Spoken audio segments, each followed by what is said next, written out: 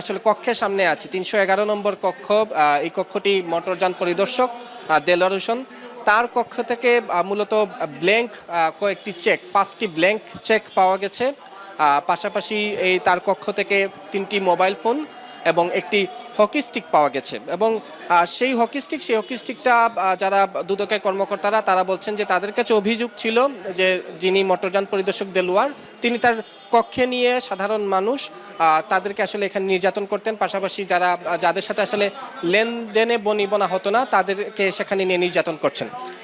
এই কক্ষের বাইরে আরেকটি কক্ষ থেকে আসলে একটি ফাইলে 5,000 টাকা, নগদ টাকা, সেটিও আসলে দুদক উদ্ধার করেছে। এবং দুদক যেটি বলেছে যে এই যে ব্ল্যাঙ্ক যে চেকগুলো তারা পেয়েছে সেগুলো মূলত আসলে নানা দুর্নীতির কাজেই ব্যবহারের জন্য এখানে আনা হয়েছে, এমনটাই তারা প্রাথমিকভাবে সত্যতা তারা পেয়েছে। এবং পাশাপাশি যে